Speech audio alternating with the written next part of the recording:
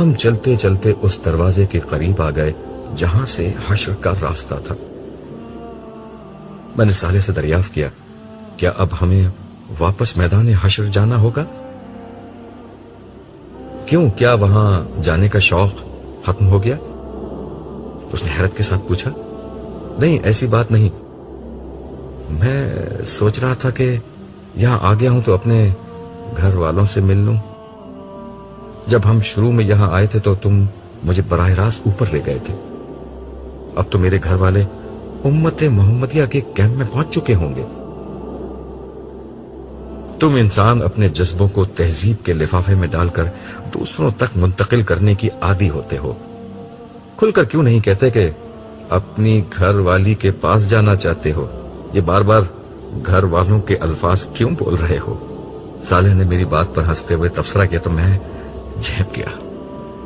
پھر وہ مسکرا کر بولا، شرماؤ نہیں یار، ہم وہیں چلتے ہیں، یہ خادم تمہاری ہر خواہش پوری کرنے پر مامور ہے۔ ہم جس دنیا میں تھے وہاں راستے، وقت اور مقامات سب کے معنی اور مفہوم بالکل بدل چکے تھے۔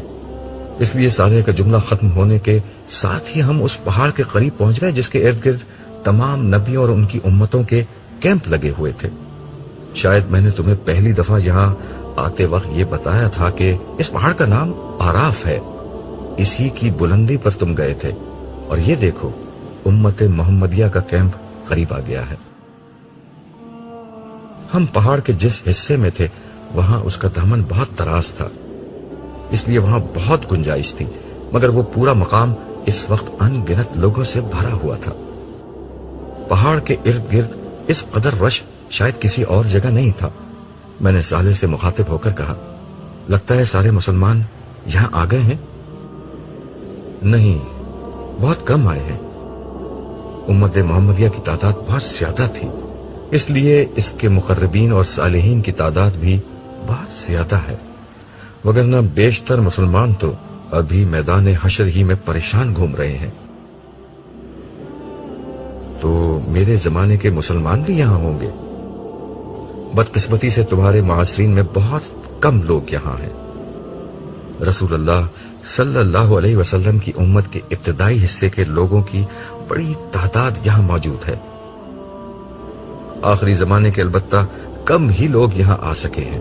تمہارے زمانے میں تو زیادہ تر مسلمان دنیا پرست تھے یا فرقہ پرست، یہ دونوں طرح کے لوگ فی الوقت میدان حشر کی سیر کر رہے ہیں، اس لیے تمہارے جاننے والے یہاں کم ہوں گے۔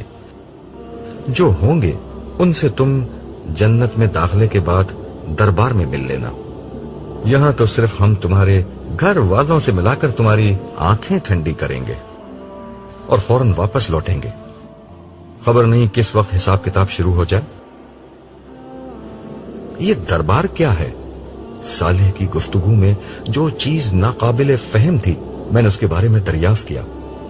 حساب کتاب کے بعد جب تمام اہل جنت جنت میں داخل ہو جائیں گے تو ان کی اللہ تعالیٰ کے ساتھ ایک نشست ہوگی، اس کا نام دربار ہے۔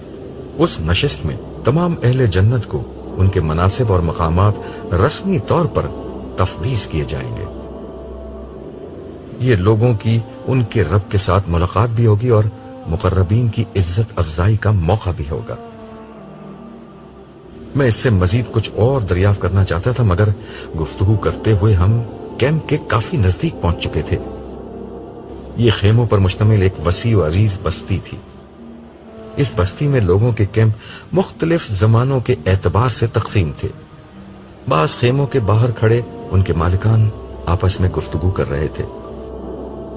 یہی مجھے اپنے بہت سے ساتھی اور رفقا نظر آئے جنہوں نے دین کی دعوت میں میرا بھرپور ساتھ دیا تھا۔ ان کو دیکھ کر مجھے اتنی خوشی ہوئی کہ بیان سے باہر ہے۔ یہ وہ لوگ تھے جنہوں نے اپنی جوانیاں، اپنے کیریئر، اپنے خاندان اور اپنی خواہشات کو کبھی سر پر سوار نہیں ہونے دیا تھا۔ ان سب کو ایک حد تک رکھ کر اپنا باقی وقت، صلاحیت، پیسہ اور جذبہ خدا کے دین کے لیے وقف کر دیا تھا۔ اسی کا بدلہ تھا کہ آج یہ لوگ اس ابدی کامیابی کو سب سے پہلے حاصل کرنے میں کامیاب ہو گئے جس کا وعدہ دنیا میں ان سے کیا گیا تھا۔ یہی ہمیں امت مسلمہ کی تاریخ کی بہت سی معروف ہستیاں نظر آئیں ہم جہاں سے گزرتے لوگوں کو سلام کرتے جاتے. ہر شخص نے ہمیں اپنے خیمے میں آ کر بیٹھنے اور کچھ کھانے پینے کی دعوت دی، جسے صالح شکریہ کے ساتھ رد کرتا چلا گیا. البتہ میں نے ہر شخص سے بعد میں ملنے کا وعدہ کیا. راستے میں صالح کہنے لگا، ان میں سے ہر شخص اس قابل ہے کہ اس کے ساتھ بیٹھا جائے. تم اچھا کر رہے ہو کہ ان سے ابھی ملاقات طے کر رہے ہو. ان میں سے بہت سے لوگوں سے بعد میں وقت لینا بھی آسان نہیں ہوگا.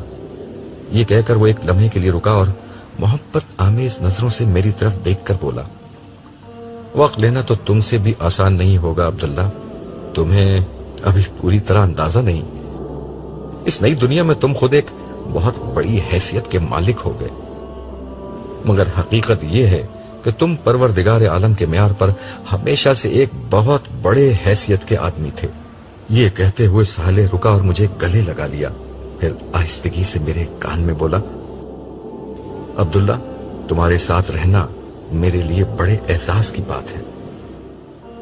میں نے اپنی نگاہیں آسمان کی طرف بلند کی اور دھیرے سے جواب دیا، اعزاز کی بات تو خدا کی بندگی کرنا ہے، اس کے بندوں کو بندگی کی دعوت دینا ہے.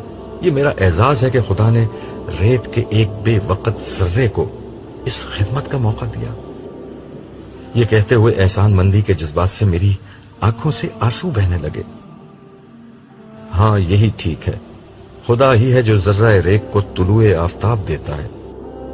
تم سورج کی طرح اگر چمکے تو یہ خدا کی عنایت تھی، مگر یہ عنایت خدا پرستوں پر ہوتی ہے، سرکشوں، مفسدوں اور غافلوں پر نہیں. ہم ایک دفعہ پھر چلنے لگے اور چلتے چلتے ہم ایک بہت خوبصورت اور نفیس خیمے کے پاس پہنچ گئے. میرے دل کی دھڑکن کچھ تیز ہو گئی. صالح میری طرف دیکھتے ہوئے بولا، نائمہ نام ہے تمہاری بیوی کا؟ میں نے اسبات میں گردن ہلا دی. صالح نے انگلی سے اشارہ کر کے کہا، یہ والا خیمہ ہے. کیا اسے معلوم ہے کہ میں یہاں آ رہا ہوں؟ میں نے دھڑکتے دل کے ساتھ پوچھا. نہیں، صالح نے جواب دیا. پھر ہاتھ سے اشارہ کر کے کہا، یہ ہے تمہاری منزل. میں ہولے ہولے چلتا ہوا خیمے کے قریب پہنچا اور سلام کر کے اندر داخل ہونے کی اجازت چاہی. اندر سے ایک آواز آئی جسے سنتے ہی میرے دل کی دھڑکن تیز ہو گئی. آپ کون ہیں؟ عبداللہ. میری زبان سے عبداللہ کا نام نکلتے ہی پردہ اٹھا اور ساری دنیا میں اندھیرا چھا گیا. اگر روشنی تھی تو صرف اسی ایک چہرے میں جو میرے سامنے تھا. وقت، زمانہ، صدیاں اور لمحے سب اپنی جگہ ٹھہر گئے. میں خاموش کھڑا ٹکٹکی باندھ کر اسے دیکھتا رہا. نائمہ کا مطلب روشن ہوتا ہے، مگر روشنی کا مطلب یہ ہوتا ہے، یہ مجھے آج پہلی دفعہ معلوم ہوا تھا. ہم جب آخری دفعہ ملے تھے تو زندگی بھر کا ساتھ بڑھاپے کی رفاقت میں ڈھل چکا تھا، جب محبت حسن اور جوانی کی محتاج نہیں رہتی. مگر نائمہ نے اپنی جوانی کے تمام ارمانوں اور خوابوں کو میری نظر کر دیا تھا. اس نے جوانی کے دنوں میں بھی اس وقت میرا ساتھ دیا تھا جب میں نے آسان زندگی چھوڑ کر اپنے لیے کانٹوں بھرے راستے چن لیے تھے. اس کے بعد بھی زندگی کے ہر سرد و گرم اور اچھے اور برے حال میں اس نے میری پوری طاقت سے میرا ساتھ دیا تھا، یہاں تک کہ موت ہم دونوں کے بیچ حائل ہو گئی.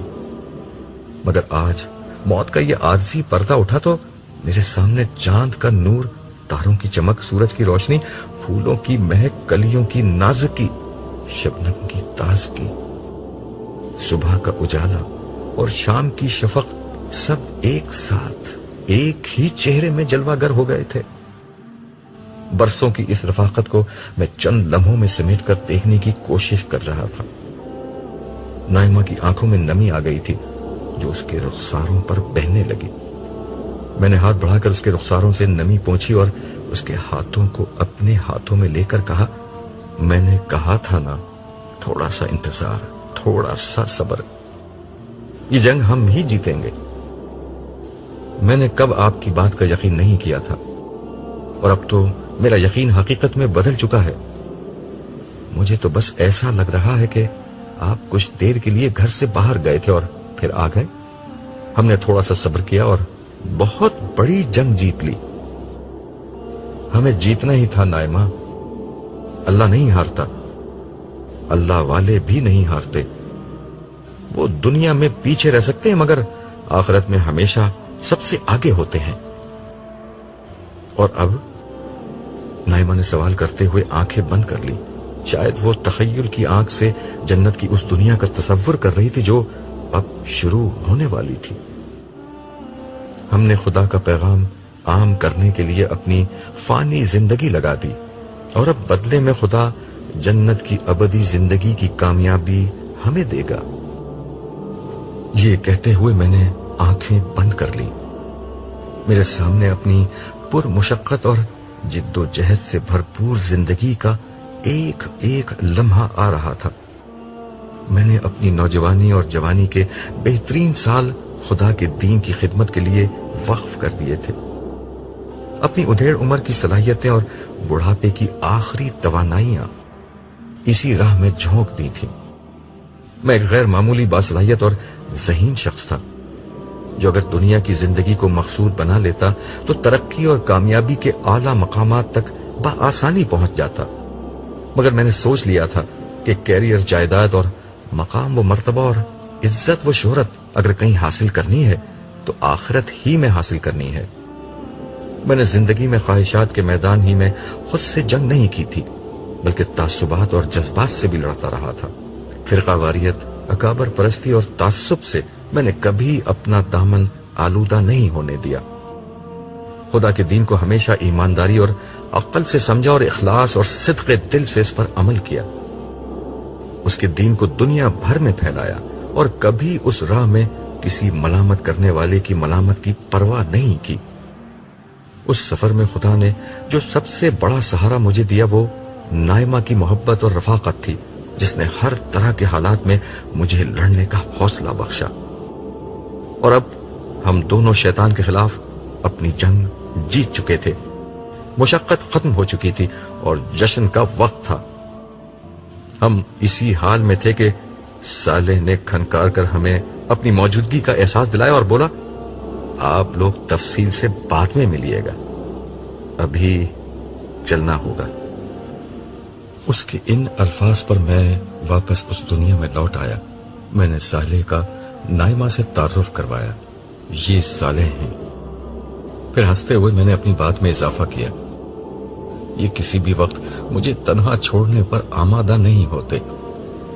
نائمہ نے صالح کو دیکھتے ہوئے کہا، میں انہیں جانتی ہوں، مجھے یہاں پر یہی چھوڑ کر گئے تھے اور اسی وقت آپ کے بارے میں بتا دیا تھا، وگرنہ میں بہت پریشان رہتی۔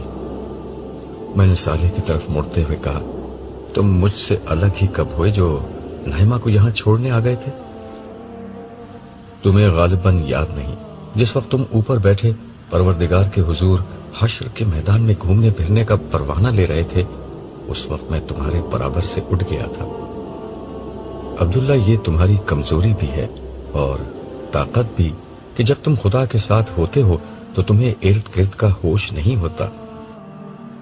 ہوش تو مجھے تھوڑی دیر پہلے بھی نہیں تھا، مگر اس وقت تو تم ٹلے نہیں۔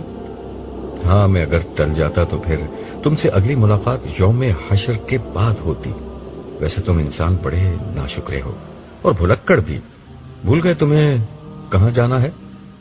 اوہو نائمہ، ہمیں چلنا ہوگا، تم یہیں رکو، میں کچھ دیر میں آتا ہوں۔ مگر ہمارے بچے؟ وہ بھی ٹھیک ہیں، تم انہیں یہاں تلاش کرو، قریب میں کہیں مل جائیں گے، وگرنہ میں تھوڑی دیر میں سب کو لے کر خود آ جاؤں گا۔ ابھی مجھے فوراً میدان حشر میں لوٹنا ہے، ملنا ملانا اس کے بعد عمر بھر ہوتا رہے گا۔ اس آخری سوال کے بعد یہاں میرے رکنے کی گنجائش ختم ہو چکی تھی، کیونکہ مجھے جواب میں ان دو بچوں کے بارے میں بھی بتانا پڑتا جو یہاں نہیں تھے، اور یہ ایک بہت تکلیف دہ کام تھا۔ نائمہ نے کچھ سمجھتے ہوئے اور کچھ نہ سمجھنے کے انداز میں گردن ہلا دی۔ واپسی پر میں نے صالح سے کہا، یہاں کی زندگی میں تو خاندانوں میں بڑی ٹوٹ پھوٹ ہو جائے گی، کسی کی بیوی رہ گئی اور کسی کا شوہر رہ گیا۔ ہاں، یہ سب تو ہوگا، آگے بڑھنے کا موقع تو وہ دنیا تھی جو گزر گئی، یہاں تو جو پیچھے رہ گیا سو رہ گیا، لیکن یہاں کوئی تنہا نہیں ہوگا۔ رہ جانے والوں کے انتظار میں कोई नहीं रुकेगा। नए रिश्ते नाते वजूद में आ जाएंगे, नए जोड़े बन जाएंगे, नई शादियां हो जाएंगी। मगर यहां वैसे खानदान तो नहीं होंगे जैसे दुनिया में होते थे। तुम ठीक समझे हो। दुनिया में खानदान का इदारा इंसानों की बास कमजोरियों की बिना पर बनाया गया था। बच्चों की परवरिश और बूढ़ों की निगहदाश्त उस इदारे का बुनियादी मकसद था। खानदान की मजबूती और इस्तेहकाम के लिए मर्दों को खानदान का सरबराह बनाया गया था। उसी खानदान को जोड़े रखने के लिए औरतों को बहुत से मामलात में मर्दों से कमजोर बनाया गया था। वो मर्दों के लिए एक नेमत भी थी और जरूरत भी। उसके बगैर दुनिया का नज्म चल नहीं सकता था। मगर अब यहां मामलात जुदा होंगे। औरतें मर्दों के लिए एक नेमत तो रहेंगी, मगर खुद उनकी मोहताज नहीं होंगी। इसीलिए उनकी कद्र और कीमत बहुत बढ़ जाएगी और उनका नखरा भी। इसका मतलब यह है कि इस दुनिया में औरत होना ज्यादा फायदे की बात है। औरत जब चाहेगी मर्द की तवज्जो हासिल कर लेगी, मगर मर्द का औरतों पर कोई इख्तियार नहीं होगा, हालांकि वो उनके जरूरतमंद होंगे। हाँ, ये बात ठीक है। तो हम मर्द फिर नुकसान में रहे। हाँ, नुकसान में तो तुम लोग रहोगे। ये तो बड़ा मसला है। इस मसले का कोई हल है? जन्नत की नई दुनिया में हर चीज का हल होता है। हूरें इसी मसले का हल है, मगर उनसे तो खवातीन को जेलसी महसूस होगी। नहीं, ऐसा नहीं होगा। हूरें अपनी स्टेटस और खूबसूरती में कभी जन्नत की खवातीन के बराबर नहीं आ सकती। इसलिए वो जन्नती खवातीन के लिए कभी रश्क व हसद का बाइस नहीं बनेगी। जन्नत की खवातीन अपने आमाल की वजह से हूरों से कहीं ज्यादा खूबसूरत और बहुत बड़े स्टेटस की मालिक होंगी। उन्हें इसकी परवाह नहीं होगी कि उनके शौहर की और दिलचस्पियां क्या हैं। वैसे भी जन्नत इंसानों की नहीं, खुदा की दुनिया है। तुम जानते हो कि इंसानों और खुदा की दुनिया में क्या फर्क होता है। मैं खामोशी से सवालिया निगाहों से उसे देखता रहा। उसने अपने सवाल का खुद ही जवाब दिया। इंसानों की दुनिया में रकीब से हसद की जाती है, मगर खुदा की दुनिया में रकीब भी महबूब होता है। ये बात तो लाजवाब है, मगर इस मसले का फैसला जन्नती खवातीन ही कर सकती हैं। जन्नत पाकीज़ा लोगों के रहने की जगह है। उनकी पाकीज़गी खुदा की मेहरबानी से किसी मनफी जज्बे को उनके पास फटकने नहीं देगी। सालेह ने मेरी बात का बराह रास्त जवाब देने के बजाय एक उसूली बात बयान की और फिर उसकी मजीद वजाहत करते हुए कहा, असल में तुम अभी तक इंसानी दुनिया के असरात से नहीं निकले हो। पिछली दुनिया आजमाइश की दुनिया थी, इसलिए वहां मस्बत जज्बों के साथ मनफी जज्बे भी रख दिए गए थे। ये मनफी जज्बे इंसानी शख्सियत के अंदर से उठते थे। हर मोमिन मर्द और औरत की ये जिम्मेदारी थी कि वो हर तरह के मनफी हालात और माहौल में रहने के बावजूद अपने अंदर पैदा होने वाले मनफी जज्बात पर काबू पाए। ये बिल्कुल ऐसे ही है जैसे पसीना, बोलो बराज, पेशाब वगैरह इंसानी जिस्म से निकलने वाली गंदगियां थीं, मगर हुक्म था कि हर गंदगी से अपने वजूद को पाक रखो। तो तुम लोग पानी से गुस्ल व तहारत करते थे। उसी तरह मनफी जज्बे भी अंदर से पैदा होने वाली गंदगियां थीं। गुस्सा, नफरत, झूठ, हसद, तकब्बुर, कीना, जुल्म और इन जैसी तमाम गंदगियों के बारे में हुक्म था कि सब्र के पानी से इन्हें धो डालो। मोमिन मर्द औरत जिंदगी भर ये मुशक्कत उठाते रहे, मगर आज के दिन उन्हें हर ऐसी मुशक्कत से पाक कर दिया जाएगा। यानी मतलब यह कि अब ना इनके जिस्मों से गंदगियां निकलेंगी और ना इनके जहन में मनफी जज्बे और ख्यालात ही पैदा होंगे। जन्नत खूबसूरत लोगों के रहने की एक खूबसूरत जगह है जहां कोई बदसूरत जज्बा बाकी नहीं रहेगा। लेकिन मेरे ख्याल में इस बहस में असल बात ये सामने आई कि हूरें जन्नत की खवातीन से कमतर हैं और बस गुजारे के काबिल हैं, तभी वो उनसे हसद नहीं करेंगी। फिर मैंने हंसते हुए अपनी बात में इजाफा किया। मुसलमान खामखा हूरों के हुस्न का चर्चा सुनकर उनके दीवाने बने और बिला वजह लोगों के ताने सुनते रहे। मेरे मजाक के जवाब में सालेह ने संजीदगी से कहा, ये दोनों तुम्हारी गलत फहमियां हैं। बात यह है कि जन्नत में तुम मर्द औरतों के लिए कोई ایسا قیمتی اثاثہ نہیں رہو گے جس کی وجہ سے وہ کسی سے حسد کریں۔ رہی حوریں تو ان کی تحقیر مت کرو کہ ان کے لیے کمتر اور گزارے کے قابل کے الفاظ بولو۔ وہ جنتی خواتین جیسی تو نہیں، مگر بہرحال ایسی بھی نہیں کہ تم ان کو کمتر سمجھو۔ اچھا تو وہ کیسی ہیں؟ میں بتاتا ہوں وہ کیسی ہیں۔ وہ حوریں نسوانی جمال کا آخری نمونہ اور جسمانی خوبصورتی کا آخری شاہکار ہیں۔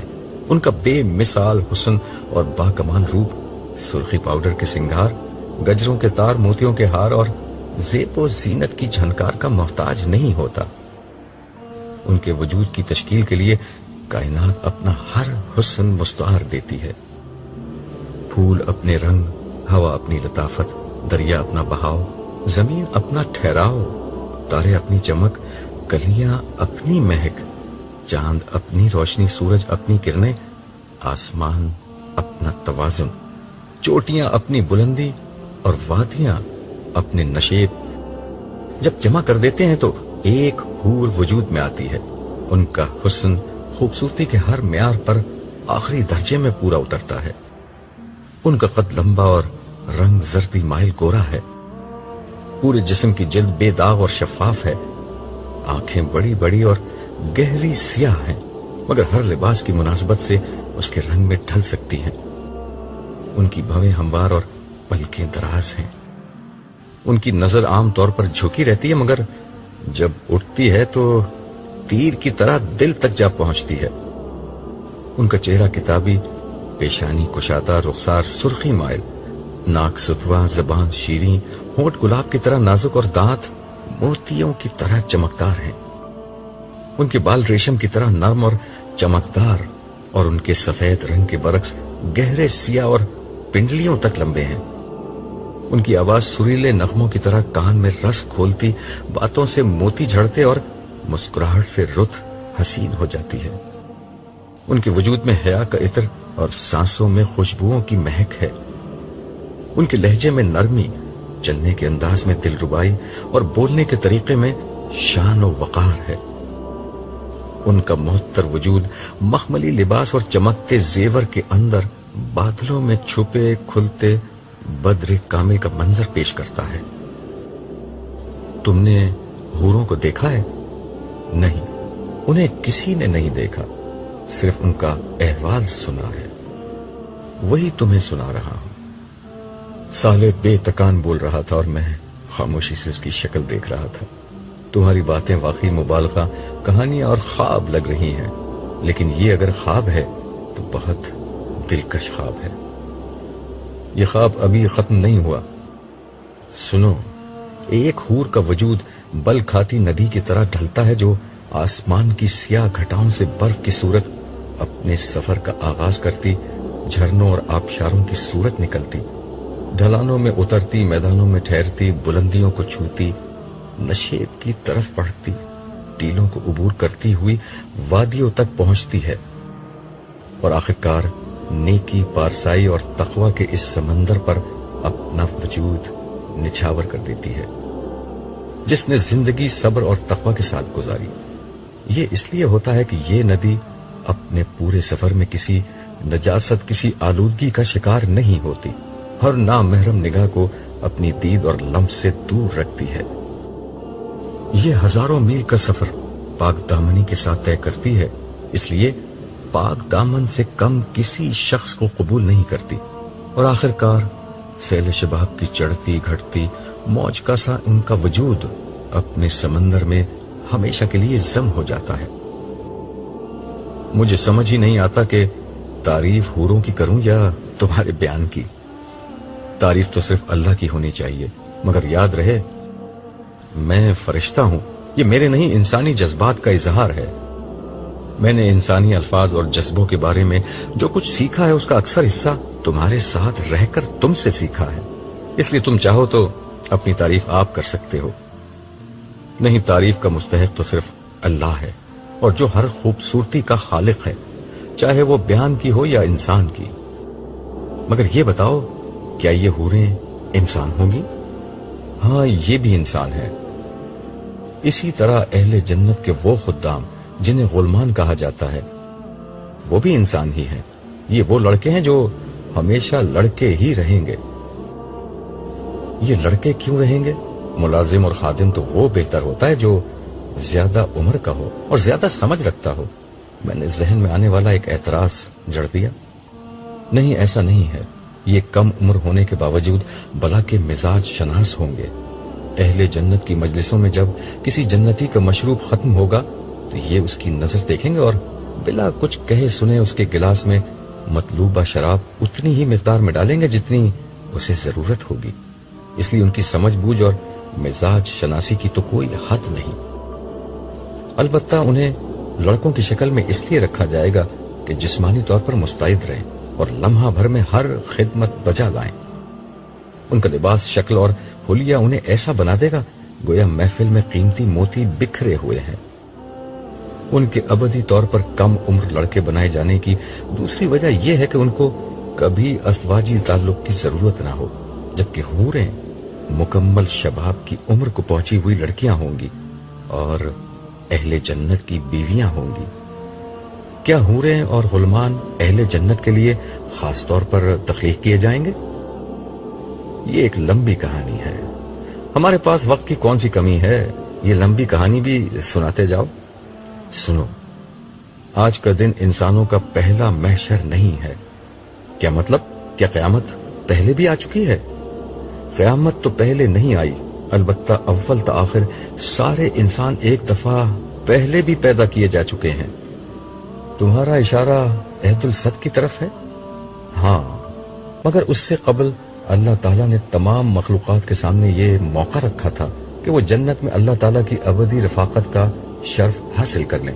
لیکن اس کے لیے انہیں دنیا میں کچھ وقت ایسے گزارنا ہوگا کہ خدا ان کے سامنے نہیں ہوگا، صرف اس کے احکام ان کے سامنے آئیں گے اور انہیں بن دیکھے رب کی عبادت اور اطاعت کا راستہ اختیار کرنا ہوگا.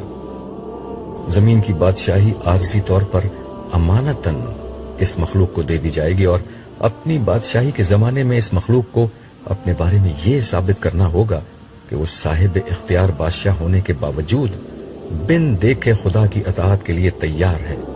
جس کسی نے اقتدار اور اختیار کی اس امانت کا درست استعمال کیا، اس کا بدلہ جنت میں خدا کی ابدی رفاقت ہوگی اور ناکامی کی صورت میں جہنم کا عذاب.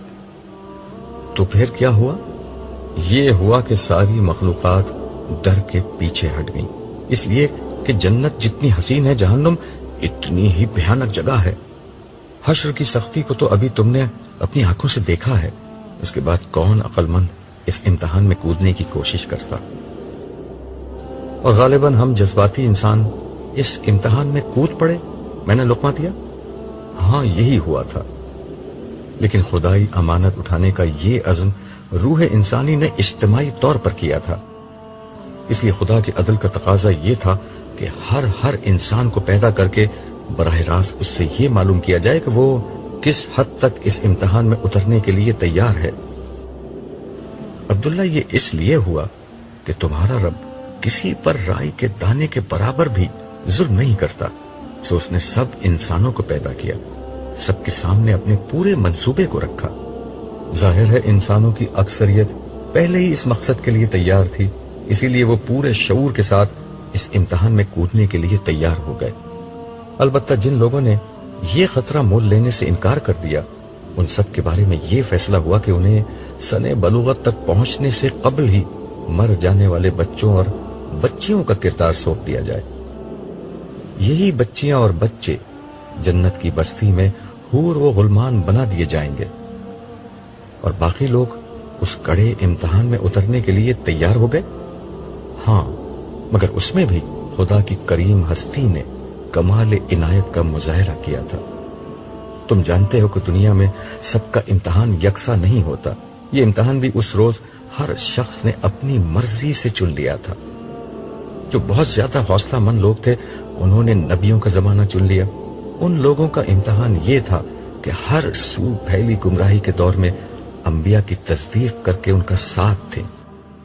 ان کی کامیابی کے لیے اصل شرط یہ تھی کہ بدترین مخالفت میں بھی ثابت قدم رہیں، اس راہ میں ہر مشکل کو برداشت کریں اور انبیاء کا پیغام آگے پہنچائیں، اس لیے ان کا اجر بھی بڑا رکھا گیا، مگر انہیں انبیاء کی براہ راست رہنمائی کی سہولت کی بنا پر کفر و انکار کی صورت میں عذاب بھی اتنا ہی شدید ہوتا۔ انہی لوگوں میں ایک طرف ابو بکر جیسے لوگ تھے اور دوسری طرف ابو لہب جیسے دشمنان حق۔ آزمائش کی دوسری سطح وہ تھی جس میں لوگوں نے امت مسلمہ اور نبیوں کے بعد ان کی امت میں شامل ہونے کا پرچہ امتحان چنا۔ ان لوگوں کا امتحان یہ تھا کہ بعد کے زمانے میں پیدا ہونے والی گمراہیوں، فرقہ واریت، بدعت، غفلت سے بچ کر شریعت کے تقاضوں کو ہر حال میں نبھاتے رہیں اور معاشرے کے خیر و شر سے لا تعلق ہونے کے بجائے لوگوں میں نیکی کو پھیلائیں اور انہیں برائی سے روکیں۔ یہ ذمہ داریاں ان پر اس لیے عائد کی گئیں کہ ان کے پاس انبیاء کی تعلیمات تھیں اور وہ پیدائشی مسلمان تھے جنہیں قبول اسلام کے لیے کسی کڑی آزمائش سے نہیں گزرنا پڑا۔ اس کا مطلب یہ تھا کہ عام انسانوں کے مقابلے میں ان کی رہنمائی زیادہ کی گئی، انہیں زیادہ اجر کمانے کا موقع دیے گئے، لیکن غفلت کی صورت میں ان کا حساب کتاب اتنا ہی سخت ہونا طے پایا۔ میرا اور دیگر مسلمانوں کا تعلق اسی گروہ سے تھا نا؟ ہاں، تم ٹھیک سمجھے۔ تیسرا گروہ ان لوگوں کا تھا جنہوں نے اپنا پرچہ امتحان بہت سادہ رکھا۔ یہ سارے لوگ نبیوں کی براہ راست رہنمائی کے بغیر پیدا کیے گئے اور ان کا پرچہ امتحان فطرت میں موجود ربانی ہدایت تھی، یعنی توحید اور اخلاق کا امتحان۔ انہیں عام مسلمانوں کی طرح نہ شریعت کے امتحان میں ڈالا گیا، نہ نبیوں کی رفاقت کے کڑے امتحان میں۔ ظاہر ہے کہ ان کا حساب کتاب سب سے ہلکا ہوگا، ان کے لیے شدید عذاب کا اندیشہ بھی کم ہے اور اجر کے مواقع بھی اسی تناسب سے کم ہے۔ اور انبیاء کا معاملہ کیا تھا؟ انہوں نے امتحان کا سب سے سخت پرچہ چنا، اس لیے ان کی رہنمائی براہ راست اللہ تعالی کی طرف سے کی گئی اور اسی لیے ان کا احتساب کا معیار بھی سب سے زیادہ سخت تھا۔ تمہیں تو معلوم ہے کہ حضرت یونس کے ساتھ کیا ہوا تھا۔ انہوں نے کوئی گناہ نہیں کیا تھا، صرف ایک اجتہاد کیا تھا، لیکن دیکھو اللہ تعالیٰ نے انہیں کس طرح مچھلی کے پیٹ میں بند کر دیا۔ پھر اس نے اس طویل گفتگو کا خلاصہ کرتے ہوئے کہا، اصل اصول جو تمام اقسام کے گروہوں میں کام کر رہا ہے وہ ایک ہی ہے، زیادہ رہنمائی، زیادہ سخت حساب کتاب اور زیادہ بڑی سزا و جزا، کم رہنمائی، ہلکا حساب کتاب، کم سزا و جزا۔ مگر کسی انسان کا تعلق کسی گروہ سے ہے، اس کا انتخاب انسانوں نے خود کیا ہے، اللہ تعالیٰ نے نہیں۔ اس کا مطلب یہ ہوا کہ اگر دنیا میں میری رہنمائی بہت زیادہ کی گئی تو یہ دراصل میری اپنی درخواست کے نتیجے میں کی گئی تھی۔ ہاں، بالکل ایسا ہی ہے، اسی وجہ سے تم آج اتنا اونچا درجہ پانے میں کامیاب ہو گئے۔ اگر تم اس رہنمائی کی قدر نہ کرتے تو تمہیں اتنا ہی شدید عذاب دیا جاتا۔ یار، میں نے کتنا بڑا رسک لے لیا تھا۔ یہی تمہاری دنیا کا اصول تھا، نو رسک نو گین۔ مجھے اس لمحے احساس ہوا کہ میں نے کیا پا لیا ہے اور کس خطرے سے نکل گیا ہوں۔ میں بے اختیار سجدے میں گر گیا۔ دیر تک میں اپنے رب کا شکر ادا کرتا رہا جس نے مجھے اس عظیم امتحان میں سرخرو کر دیا تھا۔ اتنے میں صالح نے میری پیٹھ تھپکتے ہوئے مجھ سے کہا، عبداللہ اٹھو۔ میں اٹھ کر کھڑا ہوا اور صالح کو دونوں ہاتھوں سے پکڑ کر بولا، صالح، اب میں کبھی نہیں مروں گا۔ میری زندگی میں کبھی کوئی بیماری، بڑھاپا، خوف، غم، حزن، اداسی اور مایوسی نہیں آئے گی۔ میرا دل چاہ رہا ہے کہ میں اچھلوں، کودوں، ناچوں، قہقہے لگاؤں اور پوری دنیا کو چیخ چیخ کر بتاؤں کہ لوگوں میں کامیاب ہو گیا، لوگوں میں کامیاب ہو گیا۔ آج سے میری بادشاہت شروع ہوتی ہے، آج سے میری زندگی شروع ہوتی ہے۔ صالح خاموشی سے مسکراتے ہوئے مجھے دیکھتا رہا۔ میرے خاموش ہونے پر وہ بولا، زندگی تو شروع ہوگی، ابھی تو ہمیں واپس حشر میں لوٹنا ہے، بہت سے احوال دیکھنے ہیں۔ خدا نے تمہیں بڑا غیر معمولی موقع دیا ہے، آؤ میدان حشر میں چلتے ہیں۔